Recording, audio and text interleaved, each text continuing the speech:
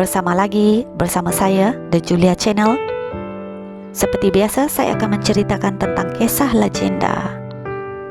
Kisah legenda ini sebenarnya adalah sebuah cerita mitos yang berlaku suatu ketika dahulu, yang telah diceritakan secara lisan secara turun-temurun.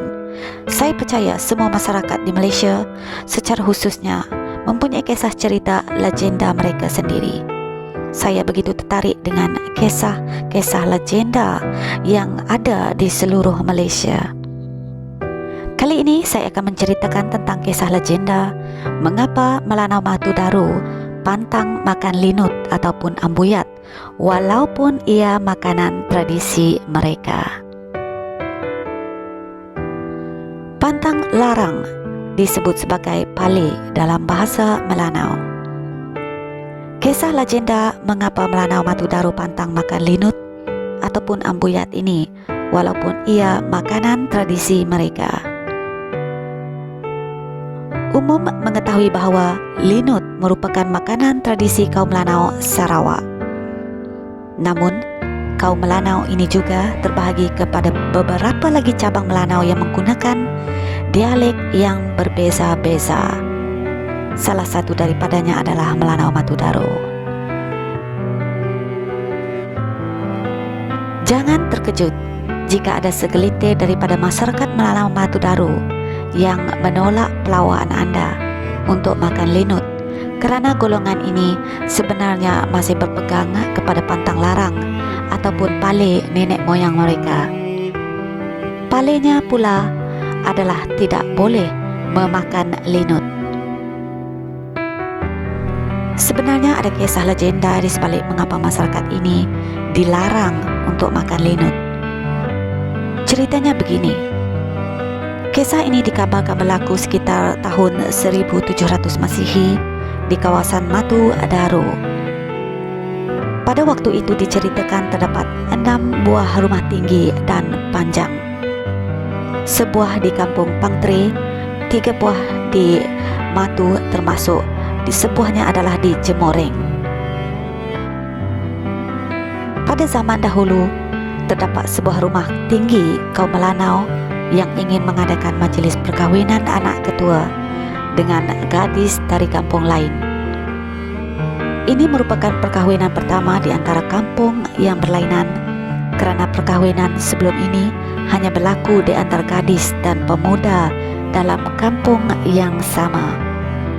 Istilah kahwin sekampung ini disebut sebagai peperep jerong, yang bermaksud kahwin sekampung. Rupanya, keluarga gadis tersebut sebelum ini telah pun menerima pinangan daripada seorang jejaka yang meminati gadis itu di kampung yang sama. Keluarga gadis itu pula merupakan keluarga yang terhormat di kampung, memandangkan bapanya adalah ketua rumah di masyarakat kampung itu. Walau bagaimanapun, bapa gadis itu dikatakan telah mungkir janjinya untuk mengkahwinkan anaknya dengan pemuda yang telah melamarnya terlebih dahulu kerana tidak setaraf. Apatah lagi, pinangan baru yang diterima keluarganya adalah dari keluarga ketua rumah kampung lain yang menurutnya lebih sekufu. Persiapan perkahwinan di antara kedua-dua anak ketua kampung ini dilakukan dengan tekun dan meriah oleh orang kampung.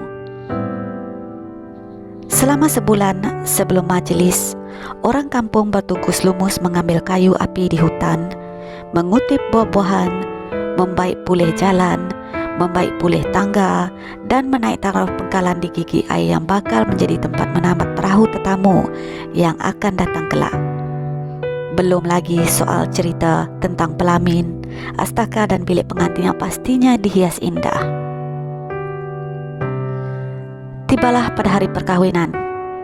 Ibu bapa pengantin lelaki serta tetamu-tetamu ikut bermalam dan turut serta dalam keramaian di rumah pengantin perempuan.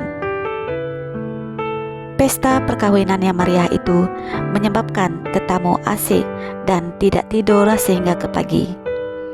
Pada malam yang sama, di rumah pengantin lelaki terdapat beberapa orang wanita yang tidak mengikuti rombongan ke rumah pengantin perempuan telah memasak linut sebanyak 3 kawah. 2 kawah daripadanya telah pun siap dan disimpan di tempat yang selamat. Linut-linut ini akan dibawa ke rumah pengantin perempuan pada waktu subuh keesokan harinya.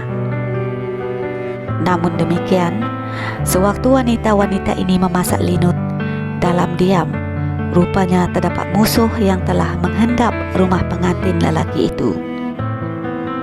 Musuh-musuh ini sudah pun berada di bawah rumah dan sedang memanjat tiang rumah melanau yang tinggi.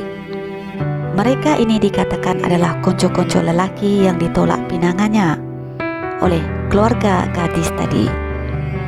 Mereka tidak dapat menaiki rumah melalui tangga kerana tangga rumah melanau pada zaman dahulu boleh dilipat, ditarik dan disimpan ke atas.